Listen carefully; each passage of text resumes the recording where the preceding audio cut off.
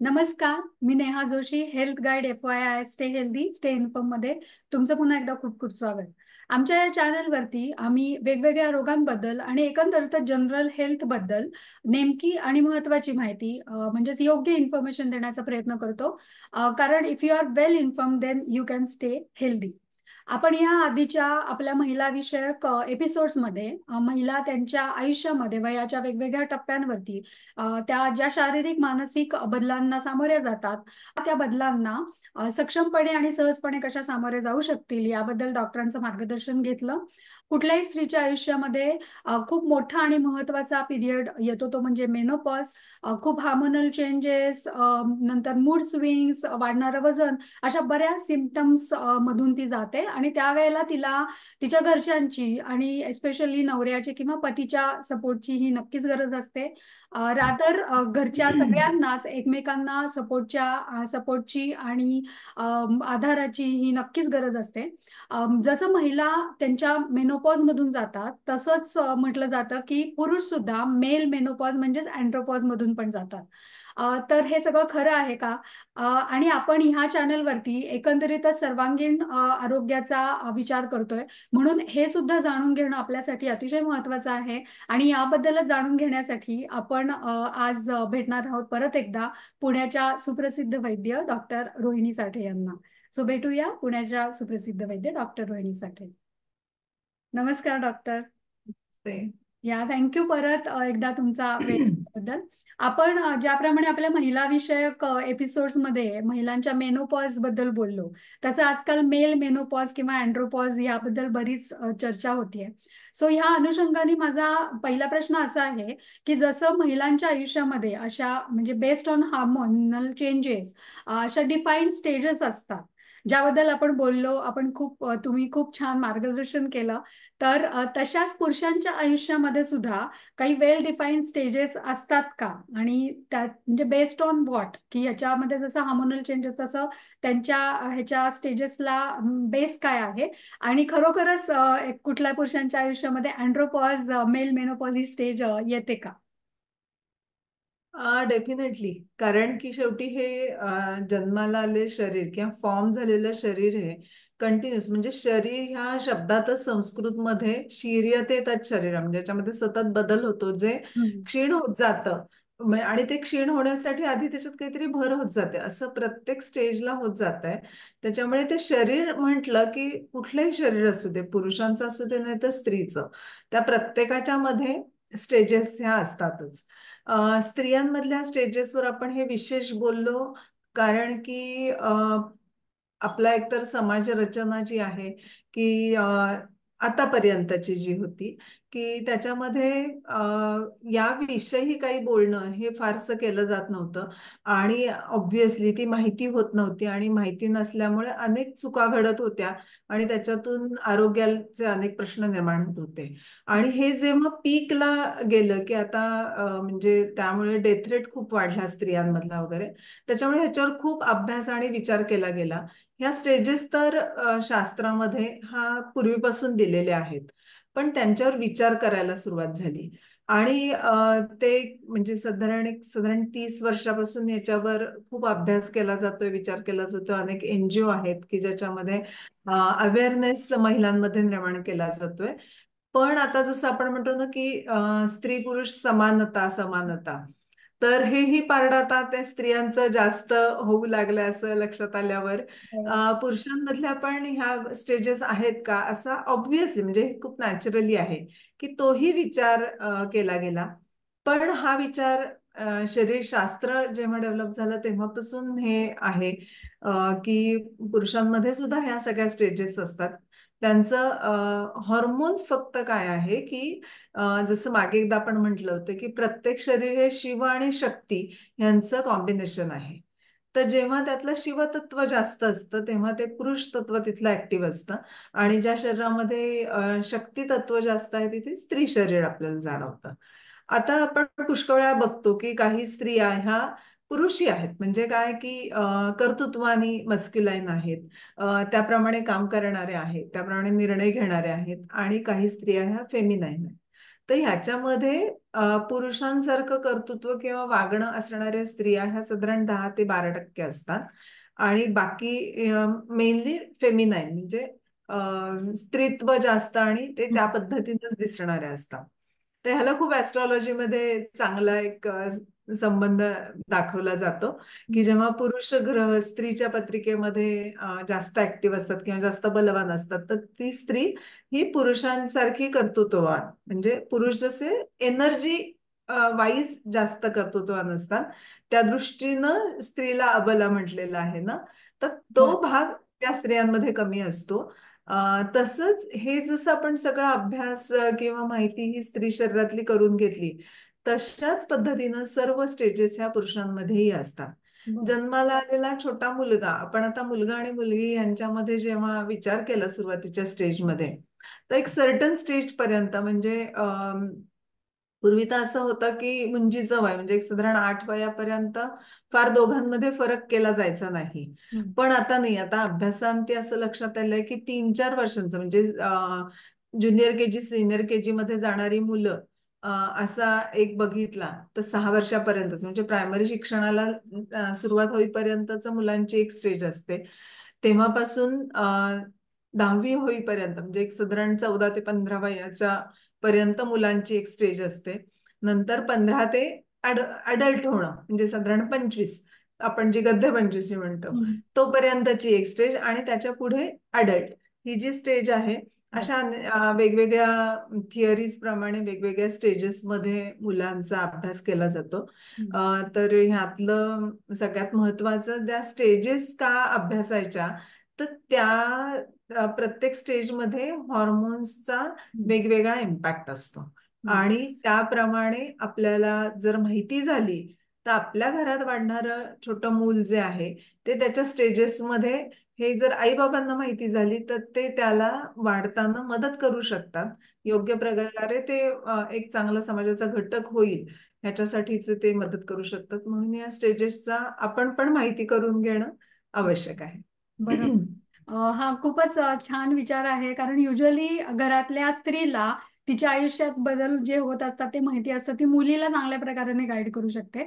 पण मुलांविषयक हे माहिती असणं जरा शक्यता कमी असते. फार कमी असते. कमी असते, तर त्याच्यामुळे हा आपला उपक्रम नक्कीच चांगला आहे त्या दृष्टीने.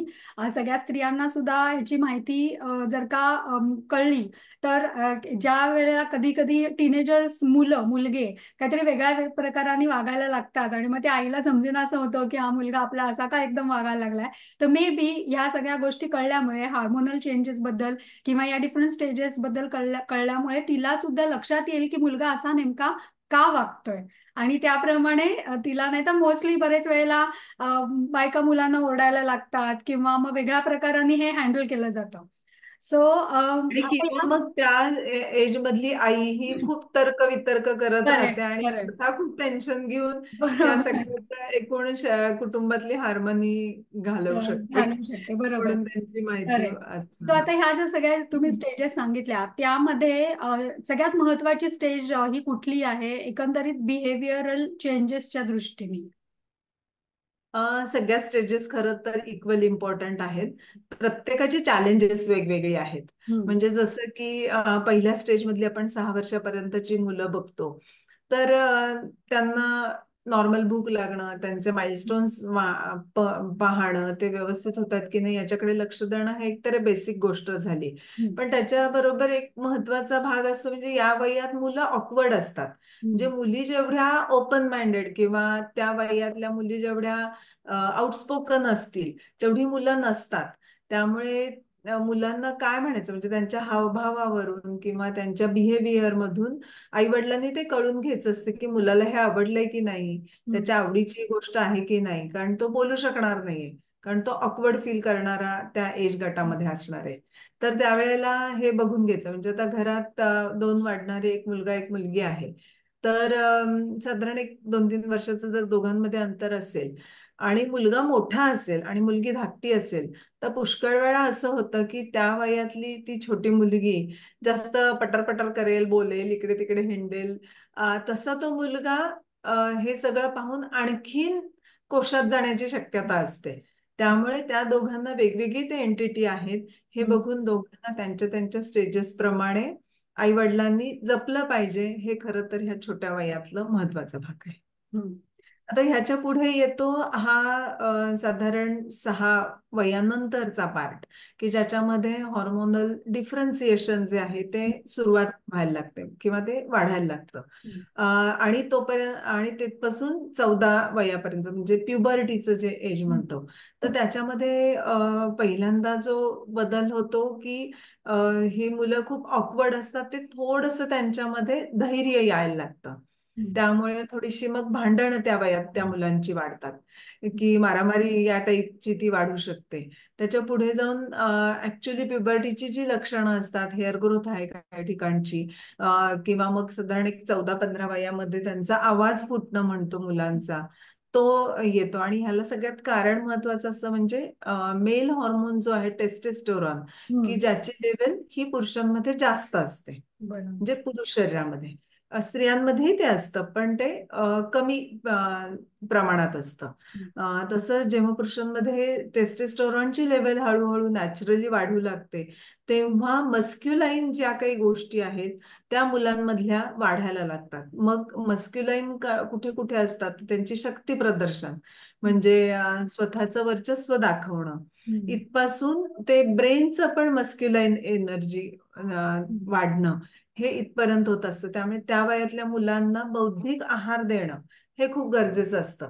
म्हणजे खेळण्यांमधल्या ज्या गोष्टी आहेत, की कुठलेही काहीतरी खेळतात, कुठली गेम्स खेळतात, ह्याच्यापेक्षा त्या मुलांना थोडं डायव्हर्ट करून बौद्धिक क्षमता त्यांची वाढेल किंवा बौद्धिक जी काही एनर्जी वाढतीये ती इंटेलेक्च्युअली किंवा बुद्धीच्या दृष्टीनं ती जास्त काम करेल, अशा टाईपचं वातावरण आईबाबांनी देणं त्यांना, आणि किंवा गेम्स त्यांना त्या टाईपचे एक्सपोज करून देणं, खेळायला देणं, हे जास्त महत्वाचं आहे. कारण की पुढे मस्क्युलाइन किंवा एनर्जी दाखवणं या टाईपचं हम्म. तर ते नॅचरली होणार आहे पुढे.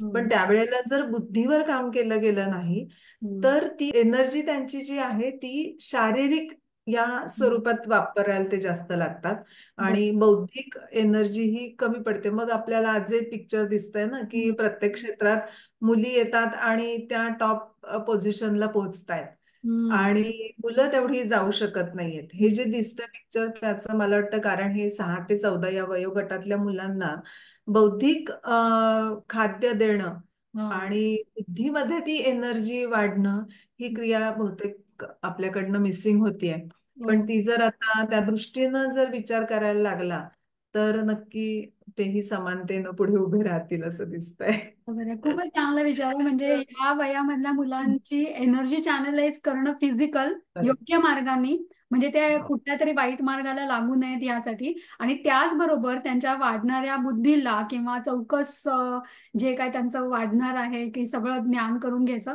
ह्याला सुद्धा एक काहीतरी खाद्य पुरवणं किंवा ती पण एनर्जी चॅनलाइज करणं हे पण महत्वाचं आहे. ऍज यू सेड की बहुतेक करून सगळे पेरेंट्स ही गोष्ट मिस करतात. म्हणजे मुलांना अशा वेगवेगळ्या गेम्सना वगैरे, स्पोर्ट्स इव्हेंट्सना वगैरे पाठवतात, पण ही गोष्ट मला वाटतं पेरेंट्सच्या लक्षात जरा कमी येते. सो येस, हे महत्वाचंच आहे.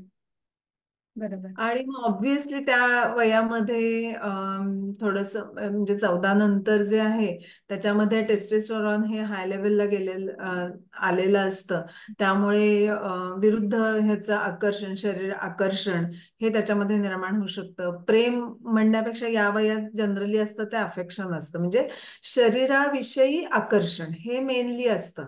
म्हणजे जे डिव्हाइन आपण प्रेम म्हणतो त्या टाईपचं असेलच असं नाही, म्हणजे सगळ्यांचं असेल असं नाही, फार हम्म. कमी लोकांचं असतं. तोही एक भाग लक्षात ठेवला पाहिजे. म्हणजे जेव्हा मुलं असं म्हणतात की आवडते, तर ओके, आवडू शकतं, हम्म. छान आहे असं आईबाबांनी म्हणणं, मग तेव्हा लगेच तिथे क्रॉस करणं त्यांना काहीही करायचं नसतं. वयानुसार आपोआप त्यातलं हे आकर्षण कमी होतं आणि ते परत आपल्या नॉर्मल लाईफमध्ये छान राहू शकतात. या बरोबर. वयात मुख्य काय असतं की त्यांना जर तुम्ही अपोज केलं हम्म. की मग ते मी तेच करणार, अशा टाईपची वृत्ती ही खूप असते. सो बरं. या वयात सगळ्यात पॅरेंट्सने लक्षात ठेवलं म्हणजे अजिबात अपोज करायचं नाही. हो बरं. का, वा, असं म्हणून मग त्याला की हा हे जरी तुला वा असलं हम्म. तरी त्याचे हे पण व्ह्यूज आहेत, ह्या पण विजन तू ठेवली पाहिजे. हे त्यांच्याशी डायलॉगनीच समजावून किंवा डायलॉग ठेवूनच त्यांच्याशी बोलूनच आपण त्यांना समजावून सांगू शकतो. बरोबर. कारण की कृतीतनं शिकणं हे फार आधीच्या काळात असतं. हम्म. आता त्यांचे विचार पक्के झालेले असतात. हम्म. त्यामुळे त्यांना अपोज केलं की त्यांना माहिती असतं त्यांचं बरोबर आहे.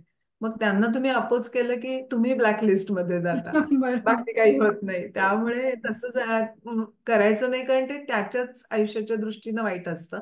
बरोबर. म्हणून ऍज अ पॅरेंट आपली जबाबदारी आहे की त्यांना समजून घेणं आणि समजावून देणं, हम्म. दोन्ही गोष्टी ह्या योग्य प्रकाराने करायच्या असतात.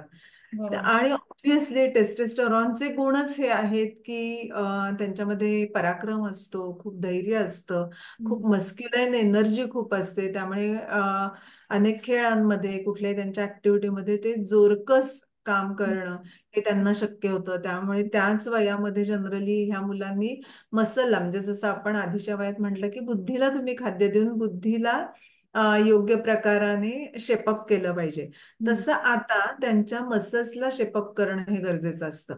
नॅचरली तिकडे ओढा मुलांचा होतो की जरा जिम लावूयात, जरा आता मी एक्सरसाइज करतो. मग त्यांच्यापेक्षा जी मोठी मुलं असतात की जी जिम करत असतात, तालीम करत असतात, हम्म. त्यांच्या हे मागे मागे जातात, आपल्याला पण जमतंय का हे बघतात. त्यामुळे त्यावेळेला ह्या गोष्टींचं खूप महत्व आहे. हे आईबाबांनी पण ओळखायचं आणि त्याप्रमाणे त्यांना सपोर्ट द्यायचा, हम्म. आईबाबांच्या कॅपॅसिटीप्रमाणे. बरोबर. पण निश्चितपणे हे तू केलं पाहिजेस. मग ठीक आहे, आपल्याला इतकं शक्य नाहीये, तर ह्याचा हा एक पर्याय मला कळलाय, तर तू पण ह्याच्यावर विचार कर आणि मग हे आपल्याला जमतंय का बघूयात. अशा टाईपमध्ये तो डायलॉग. आणि दुसरी एक महत्वाची गोष्ट असते, म्हणजे ह्या 14 वयोगटाच्या नंतर, साधारण 14 पेक्षाही 12 वयोगटानंतरच आई ही त्यांना अजिबात नको असते खरं तर. हम्म. कारण ती आतापर्यंत सतत सूचना देते, म्हणजे आपल्याकडे हम्म. जे काही कल्चर आहे त्याच्यात आईच ती मुलांना त्या वयापर्यंत वाढवत असते. बरोबर. पण त्याच्यानंतर त्यांच्या गरजा बदलतात. हम्म. सो मग तिथे खरं तर आहे की बाबांनी आता टेक ओव्हर केलं पाहिजे, हम्म. की आता त्याला स्वतःच्या बरोबर ठेवणं, हम्म. चांगलं वाईट ह्याचं मार्गदर्शन बाबांनी करणं हम्म. अ, हे महत्वाचं आहे. म्हणजे तो तिथे जास्त आयडॉल वडिलांना मानू शकतो. हम्म. कारण आई त्याची आता अगदी नेहमीची झालेली असते, म्हणजे ती बरोबर. त्याच्यापेक्षा वेगळी काही राहिलेली नसते. सो तो एक महत्वाचा भाग आहे की 14 वयानंतर हे बाबांनी खरं तर टेक ओव्हर करायचंय, हा. मुलांना वाढवणं किंवा मुलांना चॅनलाइज करणं ह्यासाठी. तर त्यावेळेला खूप अवघड असतं, कारण बाबाही त्यांच्या टेस्टोस्टेरोनच्या चांगल्या लेवलमध्ये असतात. सो त्यांना हे इतकं सबुरीनं घेणं किंवा हम्म. हे थोडं अवघड जातं. पण हम्म. माहिती झाली तर आपण स्वतःला, तसं ही मुलं जी 6 वयोगटापासून 15 पर्यंत येणार आहेत, तर ते बाबा स्वतःला मोल्ड करू शकतात की नाही नाही, आपल्याला जर आपलं मूल आयुष्यात पुढे चांगलं व्हायला हवं असेल तर मला ह्या काही गोष्टी शिकून घेतल्या पाहिजेत, माहिती हम्म. करून घेतल्या पाहिजेत. आणि आता तिथे मी म्हणजे बाबांचा रोल वाढल्यामुळे त्यांनी त्याप्रमाणे हँडल करणं गरजेचं असतं. बरोबर.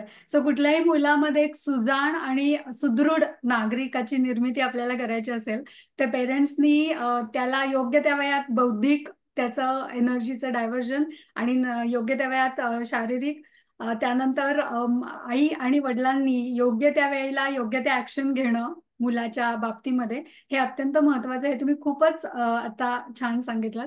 सो आता ह्या स्टेज नंतर मुलाच्या लाईफमध्ये नक्की म्हणजे कुठली स्टेज येते आणि त्याचे बिहेवियरल चेंजेस त्या स्टेजमध्ये नक्की काय दिसतात? जसं तुम्ही म्हणलं की मेल हार्मोन्स हळूहळू वाढायला लागलेले आहेत आणि आता ते त्याच्या पीक लेवलला पण जाणार आहेत. सो तेव्हा नेमकं काय होतं एक्झॅक्टली? आणि म्हणजे अडल्ट हे जेव्हा म्हणतो की जनरली आपलं त्या म्हणजे ते वय हे लग्नाचं वय म्हणून हम्म. म्हटलं जातं. त्यामुळे पुढचं जनरेशन निर्माण करणं ही जी क्षमता आहे ती हम्म. त्याच्या पीक लेवलला असते. त्यामुळे साधारण 25 पासून हम्म. 40 वयापर्यंत मूल होणं किंवा मुलाचं संगोपन करणं, त्याच्यासाठीची एनर्जी, ह्या सगळ्या गोष्टी त्या वयात मुलांमध्ये चांगल्या पद्धतीनं असतात.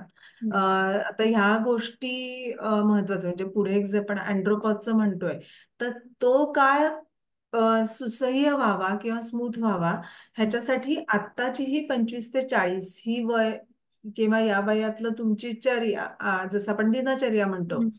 तसं ह्या गोष्टींचं आणि मग तेव्हा तुमचं आहारावरचं लक्ष, ह्या सगळ्या गोष्टींचं खूप महत्व होतं, बर. महत्व असतं. हम्म. आणि त्याची माहिती असणं हे सगळ्यात इम्पॉर्टंट आहे.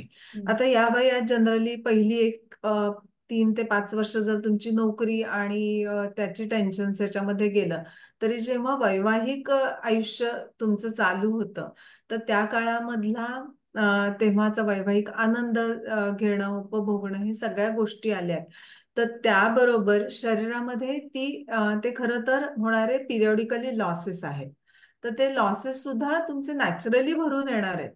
पण ते म्हणजे तेवढ्या स्वरूपात किंवा तेवढ्या गतीनं भरले जाणार नाहीयेत ते लॉसेस. तर त्यामुळे तुम्ही आहारात कॉन्शियस असणं हे खूप गरजेचं आहे. हम्म. जनरली त्यावेळेला धातुक्षय जो होतो, तर त्याची किती फ्रिक्वेन्सी असावी, आठवड्यात एकदा, दोनदा, तीनदा याप्रमाणे ती जे इंटरकोर्स नंतर विशेषतः पुरुषांना जर थकवा वाटत असेल किंवा त्याच्यानंतर निरुत्साह वाटत असेल, तर याचा अर्थ असा असतो की मेल हॉर्मोन्स आहेत ते तुमचे कुठेतरी कमी पडत आहेत. आणि मग त्याला सपोर्टिव्ह असं तुमच्या डाएटमध्ये असलं पाहिजे. बर. आणि तर त्याच्यामध्ये काय काय आहे, तर दूध आहे, नट्स आहेत अनेक प्रकारचे, म्हणजे बदाम आहेत, काजूचा काही वेळेला उपयोग केला जातो. त्याच्यानंतर दुधाबरोबर आपल्या नित्य आहारामध्ये म्हटलं तर उडीदाची डाळ ही खूप उपयुक्त आहे. म्हणजे उडदाच्या डाळीचे पदार्थ वेगवेगळे प्रकारे करून खाणं, लाडू आहे, नंतर उडदाच्या ह्याच्या डाळीची खीर केली जाते, किंवा उडदाच्या डाळीचे वडे, किंवा आपण जे म्हणतो नियमित वापरले जातात पदार्थ ते आहेत. दही सुद्धा, अखंड दही खाण्यापेक्षा दही लावल्यानंतर वर जे पाणी तयार होतं ते बर. विशेषतः उपयुक्त आहे. बर. म्हणजे पूर्वी दही वडे करण्याची पद्धत अशीच होती की दह्यावरचं जे पाणी आहे त्याच्यात ते वडे भिजवले जायचे. चांगले जायचे. हा, तर आता ते काय आपल्याकडे मास प्रोडक्शन लागतं ना, त्याच्यामुळे त्या दह्याचं ताक केलं जातं आणि त्याच्यात वडे बुडवले जातात, बर. की जे ऍक्च्युअली वृक्ष म्हणून आपल्याला उपयोगी पडत नाहीत. जे बर. टेस्टोस्टेरोनचे लेवल वाढवणं किंवा त्याला सपोर्ट करणं अशासाठी ते नाही उपयोगी पडत. पण दह्याच्या निवळीतले जर वडे वापरले गेले किंवा खाल्ले गेले तर ते जास्त उपयुक्त आहेत. म्हणजे असं तेव्हा आपण म्हणतो ना की 100 सुनार की एक लोहार एक की, लोहार. तसं की म्हणजे ताकातले तुम्ही 10 वडे खाऊन जे मिळणार नाही, ते निवळीतले बर. 2 वडे जरी खाल्ले तरी बर. तुम्हाला इफेक्टिव्ह होणार आहेत. हम्म. त्याप्रमाणे अनेक इतरही आहारातल्या गोष्टी आहेत, जसं की गाजर आहे, की ज्याच्यामधून एन्झाईम्स खूप चांगले मिळतात, विटामिन्स चांगले मिळतात. ते सगळे घटक हे तुमचं टेस्टोस्टेरॉनची क्वालिटी हम्म. आणि क्वांटिटी हे दोन्ही चांगलं ठेवण्यासाठी मदत करतात. त्यामुळे आहारावर कॉन्शियस असणं, आहाराविषयी जागरूक असणं त्या वयातल्या मुलांना आवश्यक आहे. आणि मुलांना तेव्हा पॉसिबल नसेल हे सगळं करणं, तर त्या घरातली करती स्त्री जी आहे ती त्याच्यामध्ये कॉशियस असली पाहिजे. हम्म. तर आहारातनं सपोर्ट करणारे अनेक घटक आहेत, तर त्याच्यापेक्षाही आपण लक्षात ठेवलं पाहिजे की कुठल्या घटकांनी टेस्टोस्टेरॉनची लेवल कमी होते. हम्म. हा, हम्म. तर ते हा. आपण महत्वाचं लक्षात जर ठेवलं तर त्या गोष्टी अवॉइड केल्या की बाकी गोष्टी सगळ्या सपोर्टिव्हच असतात. बर. सो त्यातलं सगळ्यात महत्वाचं म्हणजे खूप तिखट पदार्थ खाणं. बर. ती तिखट पदार्थ खूप वेळा खाणं. म्हणजे आता आठवड्यात एखाद्या वेळेला तुम्ही चटपटीत मिसळ खाल्ली किंवा चटपटीत रस्सा खाल्ला, दॅट इज ओके. पण रोज ते खाण्यात असेल तर डेफिनेटली पुढे 40 नंतर टेस्टोस्टेरॉनच्या लेवलमध्ये खूप प्रमाणात एकदम ड्रॉप होणार आहे आणि अँड्रोपॉजची लक्षणं जास्त तीव्र स्वरूपात येणार आहेत. बर. त्यामुळे तो एक महत्वाचा भाग झाला. ह्या 25 ते 40 या वयामध्ये जर तुमची झोप अपूर्ण होत असेल, तर ती झोप अपूर्ण झालेली जी आहे ती शरीरामध्ये जे काही दोषांचा इम्बॅलन्स करते, त्यांनी पुढे तुम्हाला अँड्रोपॉजच्या ह्याच्यामध्ये त्रास होणार आहे. त्याच्यानंतर खाण्यातले शिळे पदार्थ की ज्याच्यामध्ये न्यूट्रिशन व्हॅल्यू अगदी कमी झालेली आहे, असे घटक खाल्ले गेले तर पोट भरणार आहे तुमचं, पण न्यूट्रिशन नाही झाल्यामुळे पुढे त्रास होणार आहे. ओके. आणि ह्याच्याबरोबर व्यायाम, व्यायाम जो हम्म. आहे, जर तुम्ही मस्क्युलाईन व्यायाम करत असाल, म्हणजे वेट्स करत असाल, जिम मधले घटक करत असाल, कुस्ती खेळत असाल, किंवा या टाईपचे शारीरिक जास्त श्रम होणारे व्यायाम करत असाल, तर त्यावेळेला भरपूर प्रमाणात प्रोटीन्स तुम्ही खाऊन पचवले पाहिजेत. म्हणजे अगदी तालमीमध्ये आम्ही बघतो की हं. पाव पाव किलो बदाम एका वेळेला, बदाम काजू असं सगळं पाव किलो एवढे हे करून स्मॅश करून वगैरे वापरले जातात. हं. तर इतक्या प्रमाणात, कारण त्यांचं एम वेगळं असतं, पण ऍटलिस्ट ते 10 ग्रॅम तरी रोज तुमच्या हं. खाण्यामध्ये नट्स ही असली पाहिजे. हं. तर ते तुमच्या पुढे ज्या लेवल्स बदलणार आहेत तर त्या बॅलन्स करण्यासाठी मदत करेल. याच्याबरोबर जर तुम्ही एखाद्या खेळात ऍक्टिव्ह असाल, स्पेसिफिक स्पोर्ट्समध्ये, तर त्या स्पोर्ट्सच्या रिक्वायरमेंट प्रमाणे डॉक्टरांना कन्सल्ट करून वेगवेगळ्या प्रकारचे विटॅमिन्स आहेत, कॅल्शियम आहे, यांचा सपोर्ट हा तुम्ही योग्य प्रमाणात घेणं आवश्यक आहे. बर.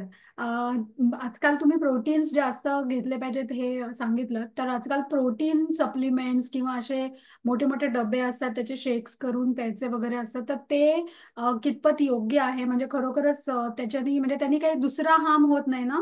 रिक्वायर्ड प्रोटीन्सच मिळतात का अजूनही काही त्याच्यानी प्रॉब्लेम्स होऊ शकतात? आणि अजूनही कुठले व्यायाम, जे एखादा पुरुषाला बाहेर जाऊन व्यायाम करणं पॉसिबल नसेल, तर तो घरच्या घरी त्याला सपोर्ट करण्यासाठी त्याचे हार्मोन्सला कुठले व्यायाम घरच्या घरी करू शकतो हे पण जरा सांगा. ओके.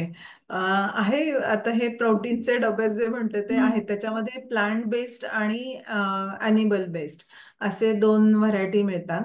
तर प्लांट बेस्ड आहे त्याच्यामध्ये जर मटार म्हणजे ग्रीन पीज याच्यापासून जर बनवलेले असतील तर ते खाणं तेवढं योग्य नाहीये. हम्म. कारण की ते शरीरामधलं रक्त धातू जो आपला असतो की जो सगळ्या ह्या पोषणाला महत्वाचा असतो, तर त्याच्यामध्येच काही दुष्टी निर्माण करतं असं आयुर्वेदाने सांगितलंय. त्यामुळे प्लांट बेस्ड मध्ये ग्रीन पीजचे एक्स्ट्रॅक्ट काढून जर प्रोटीन्स असेल तर ते शक्यतो वापरायचे नाहीयेत.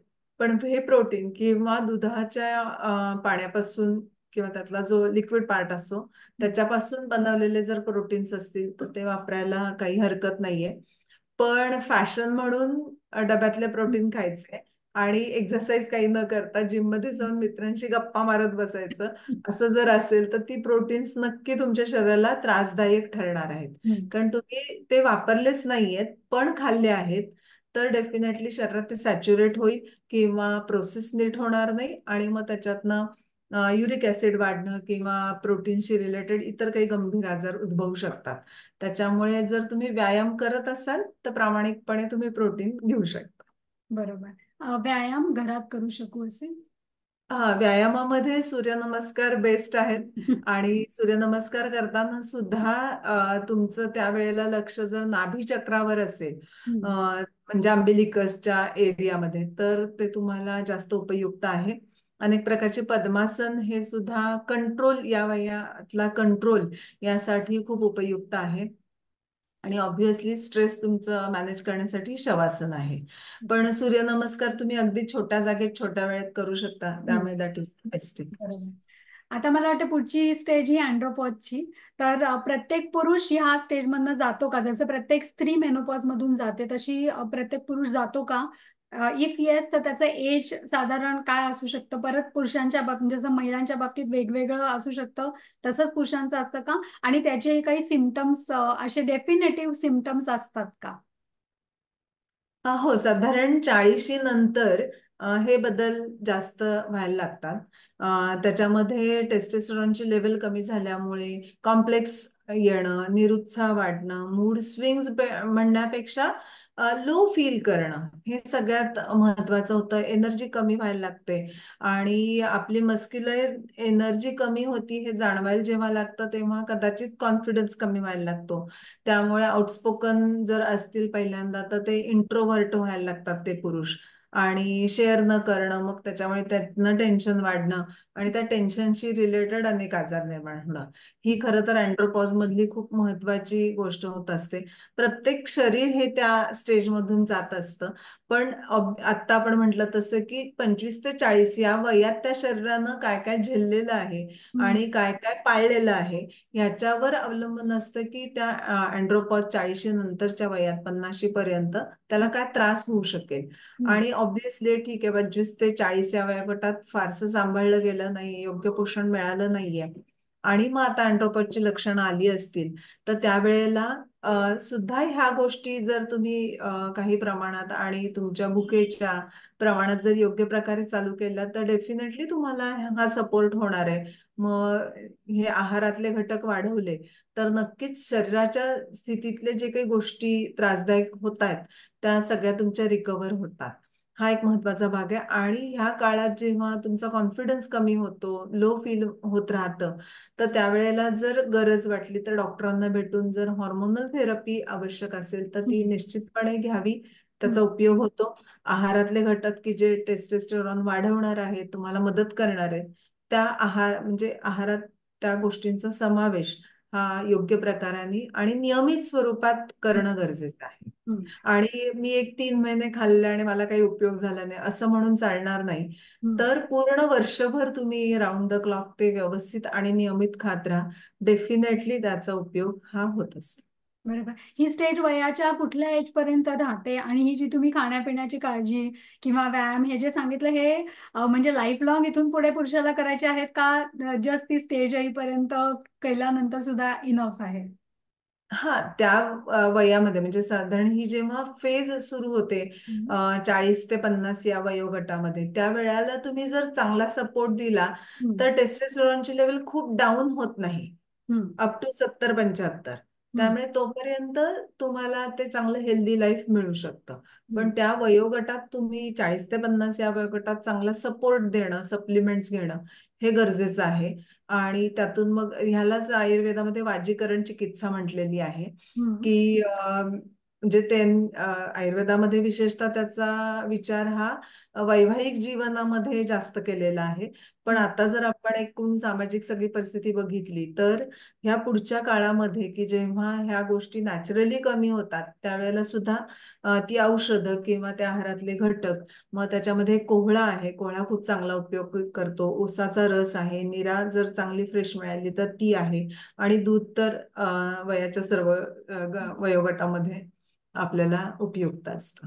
बरोबर. ज्याप्रमाणे मेनोपॉजच्या स्टेजेस असतात, pre menopause, menopause, post menopause, त्याच्या वेळेला प्रत्येक वेळेला वेगवेगळी काळजी घ्यायला लागते. तसं अँड्रोपॉज मध्ये अँड्रोपॉज झाल्यानंतर अजून काही विशिष्ट वेगळ्या प्रकाराने काळजी घ्यायला पाहिजे का? किंवा अशा काही वेगळ्या स्टेजेस प्रमाणे काही वेगवेगळे ऍक्शन्स ची जरुरी आहे का?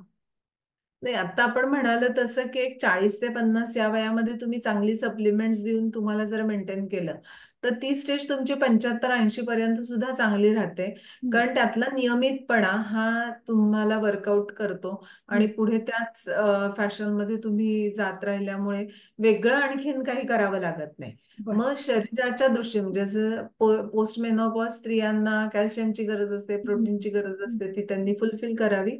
तसंच पुरुष शरीरामध्येही असतं. त्यांनी डे टू डे ऍक्टिव्हिटीमध्ये किंवा डे टू डे ज्या रिक्वायरमेंट आहेत त्या जर तुम्ही आहारात न घेतल्या तर सप्लिमेंटची गरज उरत नाही. आणि आहारात मिळत नसतील किंवा पचनाचे काही विकार असतील तर मग तुम्हाला बाहेरची किंवा आर्टिफिशियल सप्लिमेंट्स किंवा नॅचरली विशिष्ट ते रिसोर्सेस हे हम्म, उपलब्ध करून घ्यावे लागतात. हम्म, आणि मग तुम्ही हेल्दी राहू शकता. दुसरं एक ह्याच्यामध्ये काय असतं म्हणजे ह्या टेस्टोस्टेरॉनचा आणखीन इफेक्ट म्हणजे मेमरीवरही पुष्कळ लोकांमध्ये होताना दिसतो. हम्म, त्यामुळे मेमरी चांगली राहणं ह्याच्यासाठी मेमरीला एक्सरसाइज देणं हे पहिलं महत्वाचं. म्हणजे कोडी सोडवणं म्हणजे हम्म, मेमरी चांगली ठेवण्यासाठी अनेक आज उपाय तुम्हाला युट्यूबवर पण मिळतात. हम्म, तर ते उपाय वापरणं आणि त्यातला योग्य आणि आपल्याला आवडता आणि नियमितपणे जमू शकेल असा जो आहे तो आपणच चूज करायचा आणि तो नियमितपणे करायचा. बरोबर. तर त्याच्यातले पुष्कळ जण असं की रिवाईज करणं हम्म, अ, असं करतात की म्हणजे एखाद्या ठिकाणी मला जायचं असेल तर मी कसं कसं जायचंय, मग तो रूट मी पूर्ण मेमराईज करते. हम्म, मग तो माझ्या ब्रेनला झालेला ऍक्च्युली हम्म, एक्सरसाइज आहे. हम्म, तो ब्रेन ऍक्टिव्ह राहतो. असं वेगवेगळ्या प्रकाराने आपण स्वतःच्या ब्रेनला एक्सरसाइज देऊन त्यालाही चांगलं हेल्दी ठेवू शकतो. बरोबर. आणि जे आपल्या अँड्रोपॉज मध्ये खूप महत्वाचं असतं की बरोबर. मेमरी तुमची चांगली टिकवणं हे गरजेचं आहे. आणि मग त्याप्रमाणे आहार तुमचा चांगला असला पाहिजे. बरोबर. सो आज पण तुम्ही मेनोपॉज प्रमाणेच अँड्रोपॉज बद्दल खूप बहुमोल मार्गदर्शन केलं सर्वच बाबतीमध्ये. त्याबद्दल खरंच धन्यवाद आणि तुमचा वेळ दिल्याबद्दल परत एकदा धन्यवाद. आणि खरं तर हे मार्गदर्शन म्हणण्यापेक्षा ना ही माहिती आहे खरं. करेक्ट. तर मार्गदर्शन म्हटलं तर आणखीन खूप वेगळ्या लेवलला जाऊन करावं लागतं. पण बरोबर. बेसिक ही माहिती की माझ्या आहारात मी काय ठेवलं हम्म. पाहिजे, ही स्टेज येणार आहे हे हम्म. कळलं आहे. तर मी आहारात काय बदल केला पाहिजे आणि आता मला हे झेपत नाहीये असं जेव्हा बरोबर. लक्षात येतं, तेव्हा चक्क एक्सपर्टशी बोलणं हे करेक्ट. सगळ्यात महत्वाचं. बरोबर. येस. थँक्यू. धन्यवाद. सो आत्ताच डॉक्टरने सांगितल्याप्रमाणे त्यांनी आपल्याला फार महत्वाची माहिती पुरुष आणि स्त्रियांच्या मेनोपॉज अँड्रोपॉज बद्दल दिली आणि एक्सपर्ट ओपिनियन हवं असेल या बाबतीत आपल्याला तर तुम्ही डॉक्टरांना भेटू शकता. स्क्रीनवरती तुम्हाला त्यांचा नंबर दिसत असेल, त्याला कॉन्टॅक्ट करून तुम्ही डॉक्टरांना भेटून याबाबत त्यांचं खरं मार्गदर्शन, पर्सनल मार्गदर्शन नक्की घेऊ शकता. थोडक्यात डॉक्टरांनी आपल्याला महिलांच्या एपिसोड्समध्ये आणि ह्या एपिसोडमध्ये सांगितल्याप्रमाणे स्त्री आणि पुरुषांनी त्यांच्या वयाच्या डिफरंट स्टेजेसमध्ये स्वतःची शारीरिक मानसिक गरज ओळखून त्याप्रमाणे ऍक्शन्स घेणं म्हणजे व्यायामाबद्दल, खाण्यापिण्याबद्दल हे अतिशय महत्वाचं आहे. स्त्रीनी घरातल्या पुरुषांना, पुरुषांनी स्त्रियांना सपोर्ट करणं पण महत्वाचं आहे. एकमेकांच्या आधाराने ते ह्या स्टेजेसमधनं एकदम सहजपणे पार पडतील. घरातलं वातावरण सुद्धा एकदम आनंदी आणि नॉर्मल पण ह्याच्याने राहील. टेन्शन्स याच्याने नक्कीच घरामध्ये राहणार नाही. सो ही इन्फॉर्मेशन आम्ही तुम्हाला याच्यासाठी देतो because if you are inform then you can stay healthy. So काळजी करू नका, काळजी घ्या. पुन्हा भेटू नवीन एपिसोडमध्ये. सबस्क्राईब केलं नसेल तर सबस्क्राईब नक्की करा. शेअर आणि लाईक पण करायला विसरू नका. थँक्यू.